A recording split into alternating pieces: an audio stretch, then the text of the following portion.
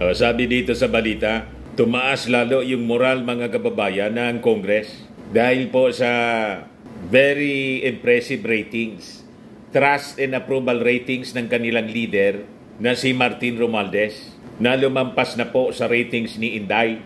Dati si Inday po ang number 1, nagna-number 2 lang yung ating Pangulo, number 3 si Chis Escudero, Senate President, tapos malayo yung ratings ni Martin Romualdez. Pero ngayon, number 2 na po si Martin Romualdez.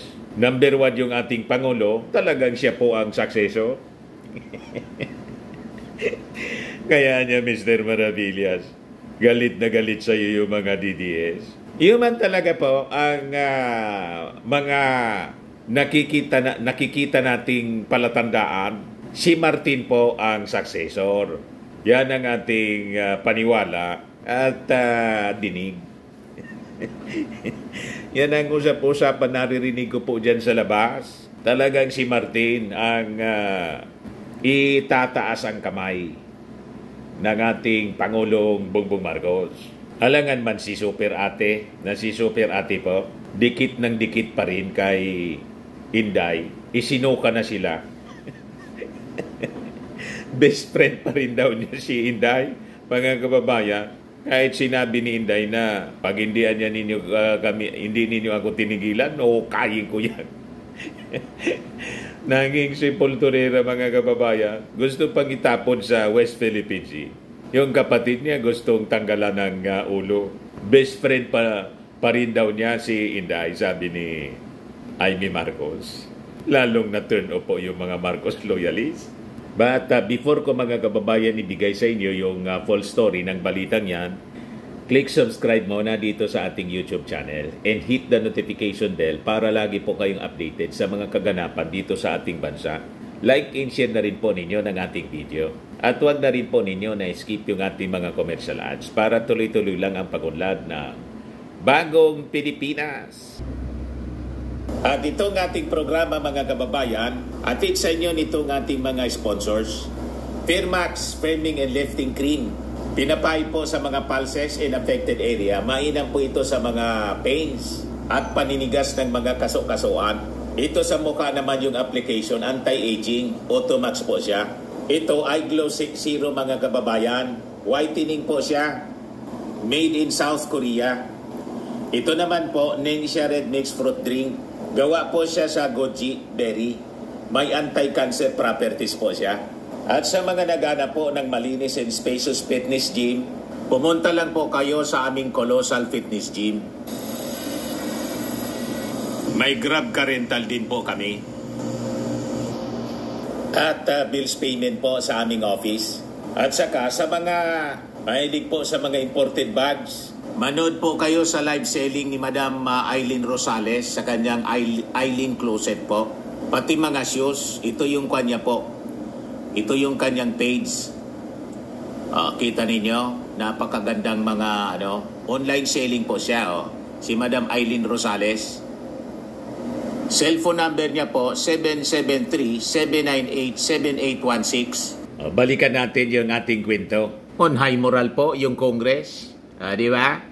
House on high moral after Speaker Romualdez high survey ratings, sabi po ng Mindanao Solons. Mga congressmen galing po sa Mindanao. Yung mga congressmen po sa Mindanao. Other than si Pulong, tapos yung magkadalawa siguro pa na congressman, si Alvarez, may isa pa, kalyado sila. Sila lang naman po ang hindi sumusuporta kay Speaker Martin Romualdez. Kasi po, magandang leader si Martin. Kahit siya ang tumaas yung ratings, never niya, mga kababayan, na claim na siya lang. Kung iba pong leader, iyan ang totoong leader, mga kababayan. Kaya gustong-gusto siya ng kanyang mga kasama. Kakaiba siyang leader. At true leader, mga kababayan. Lahat niya ito dahil sa teamwork ng buong Kongreso. Ganon ang kanyang attribution. Kaya na-inspire lalo yung kanyang mga kasama ito. Ranking House members from Mindanao have vowed to work even harder following the high trust and performance ratings Speaker Martin Romualdez received in a recent survey, which has given the chamber a further boost in morale. Na-inspire lalo po na magtrabaho ng maayos yung Congress. Sa totoo lang, noong panahon po, napakababa yung ratings ng Congress po. Mga previous administrations. Ngayon lang mga kababayan, bumabangon ang magandang pangalan ng Kongreso. Lalo mayroon po tayong Quadcom. Nagningning lalo. Nalampasan pa po yung Senado ng performance ng Kongreso. Pati sa popularity ngayon, sa mga investigations. Viral po ang mga congressional inquiries. Pinapanood ng napakaraming mga mamamayang Filipino.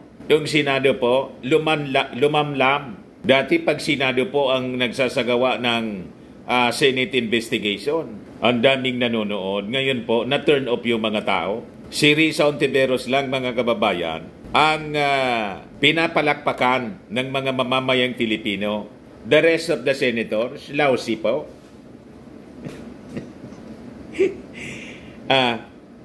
Walang brilliance. Yung Congress ngayon, napakaraming mga matatalinong congressmen. Talo sa pagtatanong. Yung mga senador po, malayo. Karamihan kasi dito sa Congress, matatalino. Mga di kampanilyang abogado sa Congress po, marami, artista.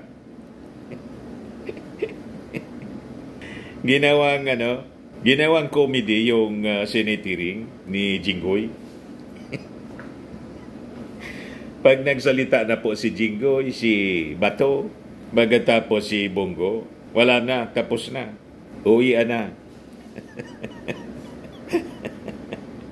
Inis lang mga kababayan ang nararamdaman ng mga nanonood sa live coverage sa Congress po talagang. Imagine, mula 9 o'clock in the morning hanggang 2 o'clock in the morning, may sumusubaybay.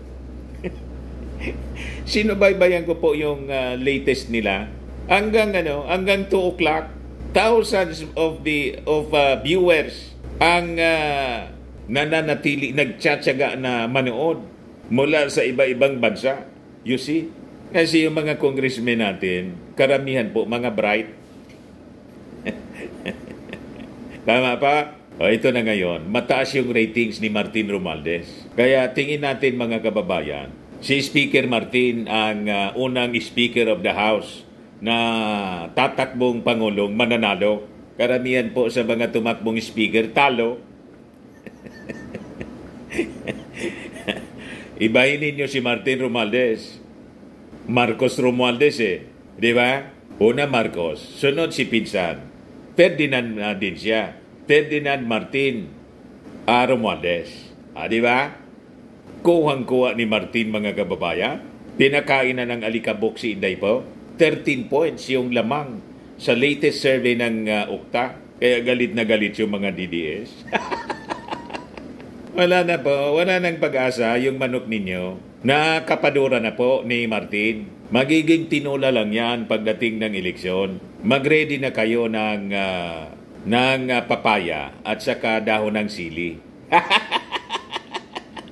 Gagawin niyang tinula ng ating mga mamamayang Filipino sa kayabangan niya. O di ba? Yan si Martin Romualdez. Gwapong-gwapo si Martin. Sabi po ni Davao de Oro 1st District Representative Maria Carmen Maricar Zamora, who chairs the House Special Committee on Strategic Intelligence.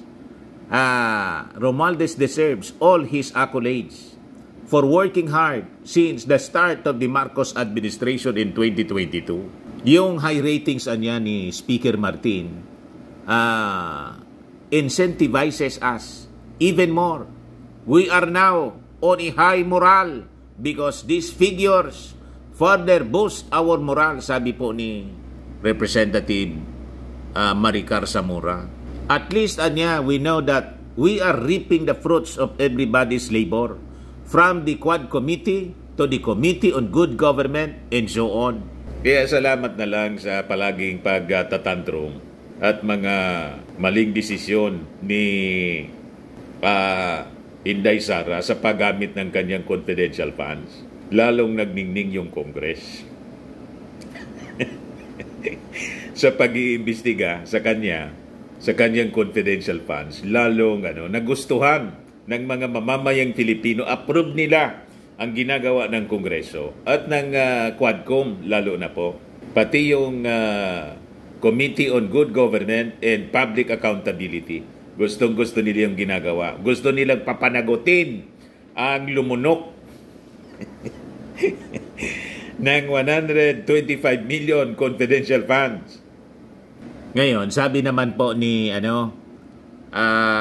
Lanao del Sur 1st District Representative Sia Alonto Adjong, the positive survey results of Romualdez gave congressmen the motivation to work even more. It gives us the motivation precisely because we see that people appreciate the efforts of the House leadership to uncover the real truth behind the lies on every issue that have been peddled us before, sabi ni Adjong, referring to the Quadcom's ongoing probe. Tama po yung analysis ni Adjong. Kaya mataas yung ratings ng Congress.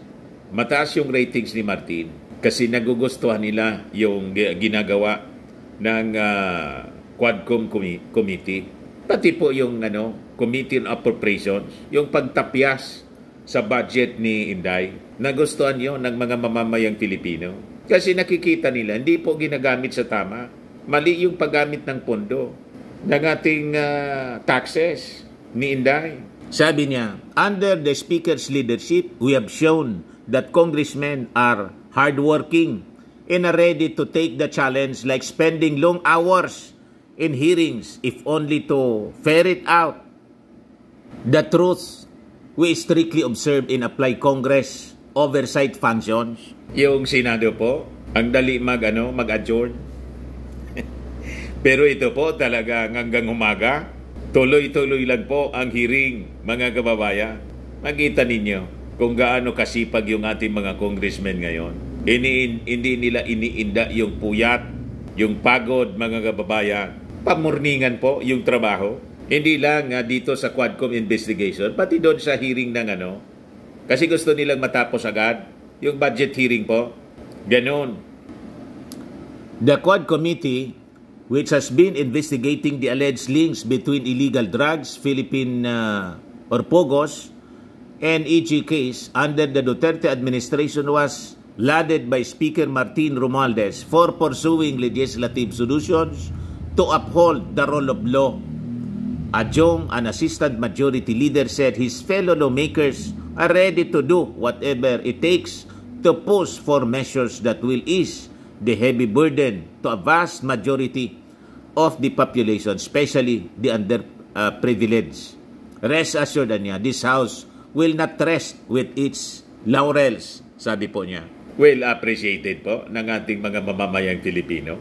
Lalo pag na-impeach po si Inday or makasuhan po as a result of the investigation ng Congress, makasuhan ng plunder, lalo pong lilipad yung ratings ni Martin Romualdez. Di ba? Sa mga naghanap ng malinis and spacious fitness gym, pumunta lang po kayo sa aming Colossal Fitness Gym. We also offer Grab Car Rental with our brand new 2023 model ng Toyota Innova.